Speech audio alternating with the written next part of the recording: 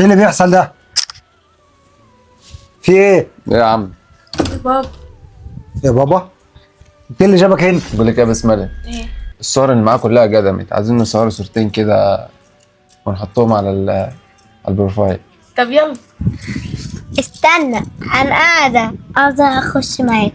تخش معانا فين يا بابا؟ انت لسه الصورة. صغيره في الكلام دي. لا عاوزة اخش انزاح. اختك مالها يا بنتي ومالها؟ ما انزاح. تقعدي. طب انا شايفة كل حاجة. لا انزاح. انت صغيره بس اقعدي على لا، جنب انزح كده. تعالى شوية. بسرعة واحدة. اقعدي انزح تحت، شوية. اقعدي شويه، انا لا اتصورك انزح شوية. لا انا عاوزة انزح. انزح يا محمد. كده قعدتي؟ خلاص يا اختي خليكي قاعده. يلا يا بسمله، عايزين واحده حلوه أوي. ايه اللي بيحصل ده؟ في ايه؟ ايه يا عم؟ بابا. يا بابا انت اللي جابك هنا؟ ايه يا عم ده قاعدة يا انا بابا، انا بيه. بقول يا حبيبي انت ما تعرفش حاجه. انت اللي دخلك هنا؟ كنت جاي يا عم نقعد مع خطيبتي شويه. ايه خطيبها تدخل البيت؟ عشان ايه بس انا يا عم قاعدة يا المزعلة؟ بابا البيت. الدنيا.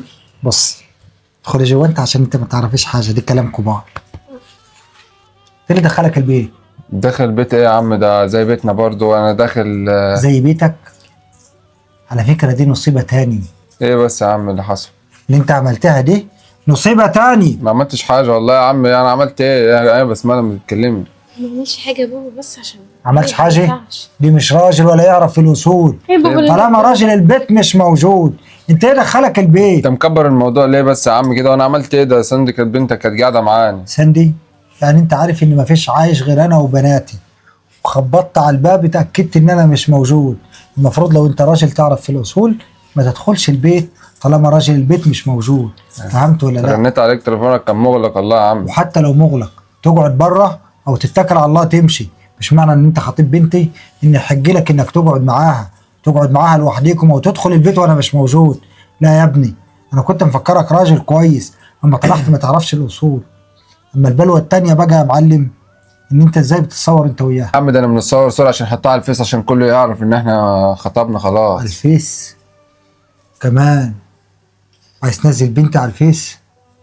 وانت فكرت ان انت خلاص بقى من حقك تعمل كل حاجه؟ ايه يا عم بس اللي حصل؟ في الدبله اللي في ايدك اهي. هاتيه. ليه يا عم بس كده؟ ما عندناش بنات للجواز. طب بس ايه ده نتفاهم؟ امسك الدبله بتاعتك. ما عندناش بنات للجواز. بابا بس انا بحبه. اسمع، انت ما تعرفيش حاجه.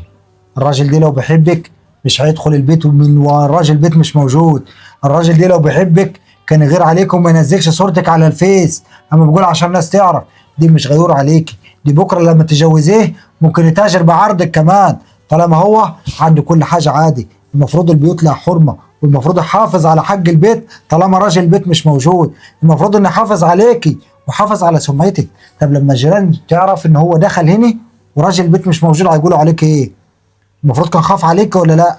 المفروض ساعة ما رفع كاميرا التليفون وكده كان خاف عليكي ان ممكن صاحبه يشوف الصورة. ثانيا مش من حقك اصلا انك تتصور معاها طالما انت لسه خطيبي وطول ما بيت ابوها. بص يا ابني، خلاص يا عم اتكل على الله هنا. نتفاهم بس بالراحه. والوعد اللي بيني وبينك والفتحة خلاص انتهت. يلا اتكل على الله. نتفاهم بس بالراحه يا عم. مفيش تفاهم طالما ما تعرفش في الاصول. مفيش تفاهم. بنات الناس مش لعبة. اتكل على الله يلا. استنى طب انا اخد تليفوني. يلا اتكل على الله. بص يا بنتي، اللي انت عملتيه دي غلط، والمفروض انك انت ما تفتحلوش الباب ولا تدخليه طالما ابوك مش موجود. انا كده حسيت ان انا قصرت في تربيتك، لان اللي انت عملتيه غلط، وانا زعلان منك على اللي انت عملتيه.